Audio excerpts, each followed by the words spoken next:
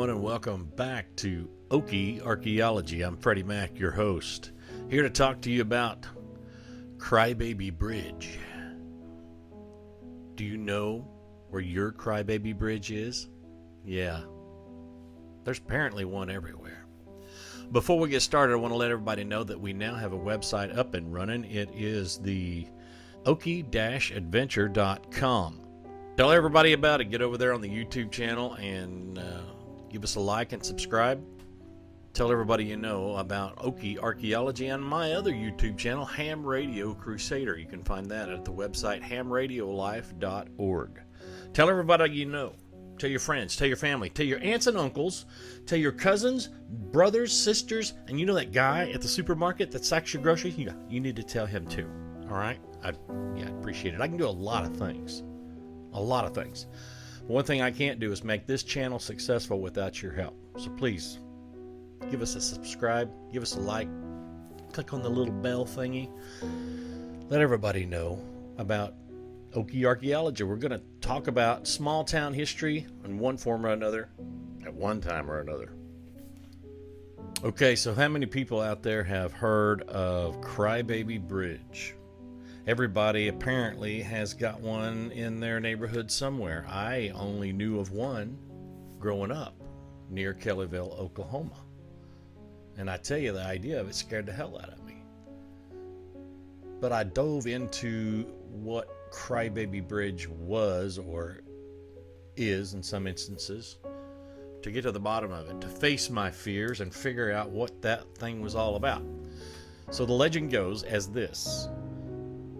Dark and stormy night, and a lady back in the 40s is driving fast down a country road, the winding, remote, desolate country road, with her young infant child, running from her husband, running from years of abuse, running from domestic violence, running for her life. And as the storm rages on, she pours through the night just as fast as she can to escape to safety, only to hit a bridge on a hairpin turn and go off of the edge.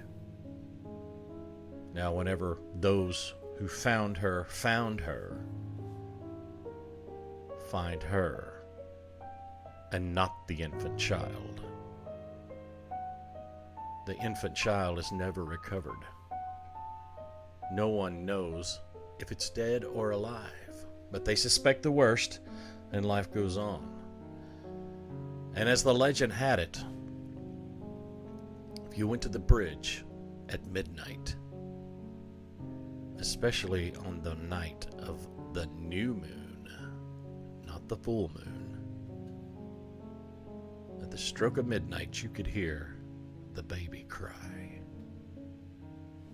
Off in the distance, up close, nearby, far away, and strange ghost lights that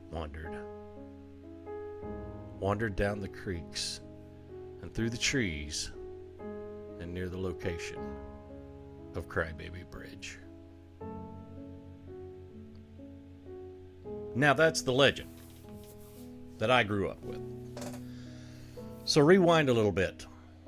I'm a teenager in rural Kellyville, Oklahoma. It's 1980 something. And we don't have internet. We don't even know what the internet is to miss it. So it's a lonely Saturday night, looking for something to do, getting close to Halloween. Actually, I don't think it was a Saturday night. I think it's a lonely, probably a Friday night, something like that. Not much shaking. Just getting off work at the grocery store. And look up my cousin Brian and my best friend Jimmy. They just happened to be in town as well there in Kellyville. So we all jump in my truck, and we decided we're going to go look for something spooky.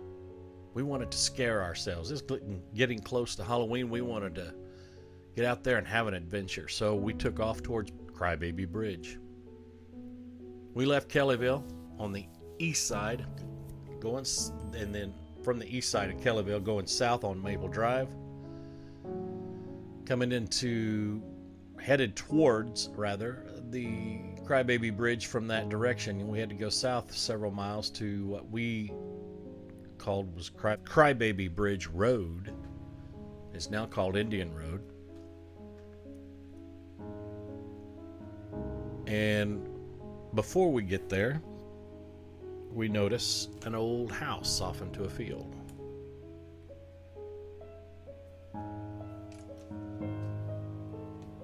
So we stop. Get out of it's not quite dark yet. We get out of my truck and all three of us walk off into the field, and we take a look at this old empty rundown house, thinking maybe it's haunted because somebody told us it was. Sure, could be. It could be haunted. We go take a look and nothing but some cows looking at us like, hey, you got something to eat? But no. So we walk back to the truck and get in and try to start it, and the starter's broke again on my truck. Anybody knows me back in the 80s, I put like 12 starters on that truck. Chevys were bad for that back then. So, being without cell phone, we decided to walk back to town. Ironically enough, the closest way to walk back to Kellyville was towards Crybaby Bridge. We had taken the long way to get there. So off we walk, and we walk, and we walk. We were still a few miles away, or what felt like a few miles away, because that road was long and curvy. And just to get a few miles down the road, or probably what was a mile, seemed like several. And we seen a few cars pass us along the way. It had turned dark by the first one had come by, but nobody would stop for us because we were some strange dudes walking down a country road in the dark.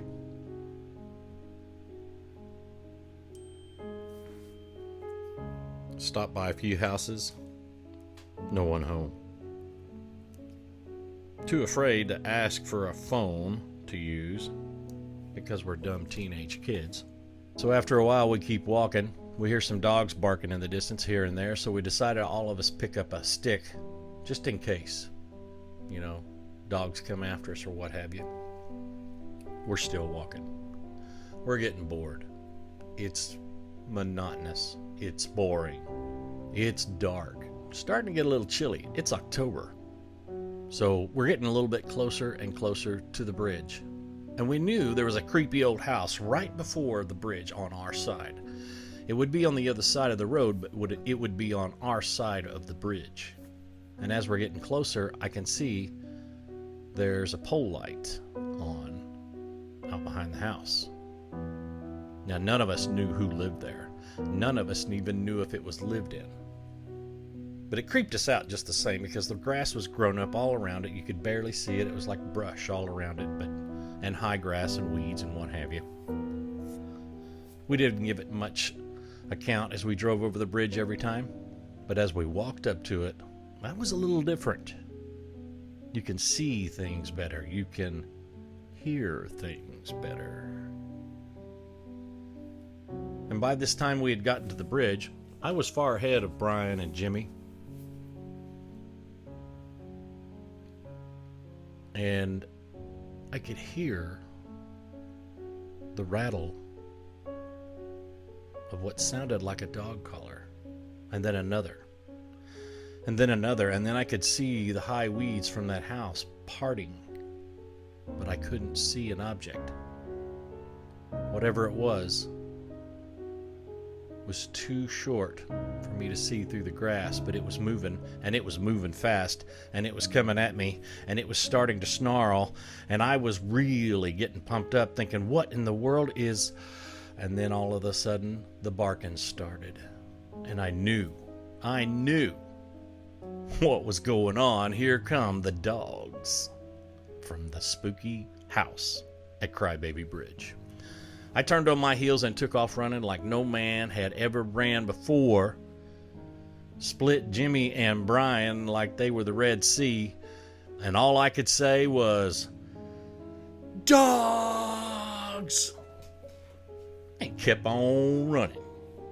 Now, I wasn't known for my foot speed back in that day or any day after that, but I was doing pretty good, brother. I was picking them up and I was putting them down, and I was making some space between me and Brian and Jimmy and them dogs, because all I had to do was outrun them. All I had to do was outrun Jimmy and Brian. And the next thing I knew, Jimmy and Brian was passing me on both sides, just the way I'd split them. And I mean, I am pouring it on like I'm gonna die, because I really thought I was. And I could hear them dogs barking. I can hear the chain or the loops or whatever around that dog collar just jingling along right on my heels, and I can almost feel their breath. And I am picking them up and putting them down. I'm running for everything I'm worth. And we get a good quarter mile down the road before I run out of gas. But I realized in that moment that the barking had slowed down, and it almost stopped. And I turned around over my shoulder while I'm still running, and I see nothing. Nothing. I know this sounds too good to be true. I know this sounds far-fetched. But if I'm lying, I'm dying. I didn't never see one dog, but I heard 3 at least. Never once did they catch up to me enough to get a hold of me. But brother, they were right there behind me the whole time. Never can explain as long as I live. Needless to say, we didn't walk back towards the bridge. When we got our breath, we just took right back off walking back to the truck. Took us forever. We got back to the truck and we just waited there for a little while, and a friend of ours, Bobby, came in from town and just happened to be wandering by with a friend of his and gave us a ride back to town. And for the longest time,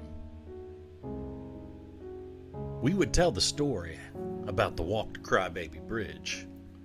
But we never shared everything, because not one of us ever saw those dogs. Not that they ever let on to me, anyway. Scariest night of my life, and I was probably 16 years old. I still can't run that fast. I swear to God. But who did the dogs belong to?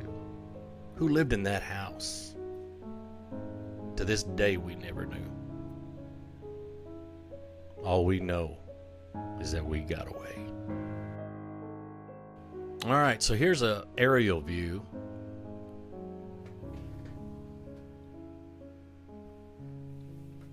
I think it's also referred to as 151st Street, but they still got a sign down there that says Indian Road.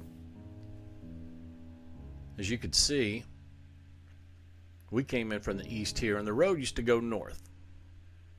Good little ways. And right about here is where we parked the truck and walked out into this field to an old abandoned house. And that's where the truck broke down. We walked all the way down this road where it curved around right up to about here, because in this dark spot right here, that's where the bridge was. That was the Crybaby Bridge near Kellyville, Oklahoma. The house in question was somewhere right in here. Of course, this road right here wasn't there then. This was the main road back then. All this got added later because they had they had a road project that the Muskogee Creek Nation paid for to straighten out that road. It was a notoriously awful road and inconvenient to travel on. So what they did is they straightened it out and paved it, made it a nice thoroughfare to get through to Sapulpa the back way. But right here was the old Crybaby Bridge.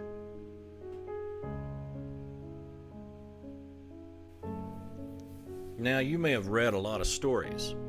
You may have seen a few videos on YouTube about the Crybaby Bridge in Sapulpa, Kellyville, Tulsa, Bixby. I don't know anything about those others. I just know that the one in Kellyville is the one that I knew, and the experience I had there was real. Somewhere I have a newspaper article, I believe it was the Tulsa World or the Tulsa Tribune at the time, and it was published in the late 80s, early 90s, and it was called Flying from Crybaby Bridge. A news crew from KRMG Radio had went to Crybaby Bridge and tried to do a broadcast at midnight, trying to dispel the rumors, only to have their transmission equipment fail, their wristwatch stopped working, and before you know it, they put it in gear and got the heck out of there. I can't explain what happens out there. I can just tell you what I've read and what I've seen. There are a few videos out there that say it's nearer to Kellyville or in other locations. I'm telling you, where I showed you on the map, that's where the Kellyville/Creek County Crybaby Bridge is located. Ironically enough, when I came to work in Okie County in 1992, they had a Crybaby Bridge too. But I tell you what, it never drew the attention that the one in Kellyville did, especially on Halloween. Every teenager for 3 counties was at that one in Kellyville, having a party right in the middle of the road. You'd dare go out there and try to get through, till the sheriff's office showed up and would run everybody off, ticket a few underage drinkers, and be on their way.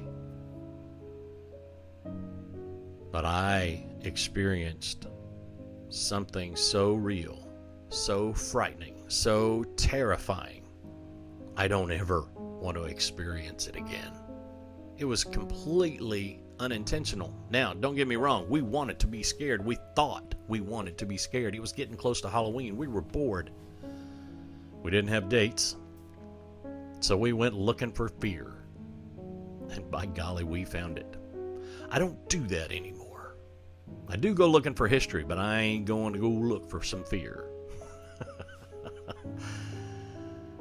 Especially at Crybaby Bridge.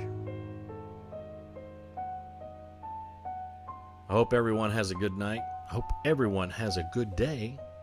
And may the good news be yours. Please like and subscribe our channel. Check us out at youtube.com/@OkieAdventure for our YouTube channel. Our website is okie-adventure.com. Check us out on Twitter. Please like and subscribe. Give us a follow. Tell your friends. Tell your neighbors. Tell grandma, grandpa, your aunts, and your uncles. And don't forget the dude that sacks your groceries. Now, tell him. He's going to want to know about Okie Archaeology. Y'all have a great night and God bless.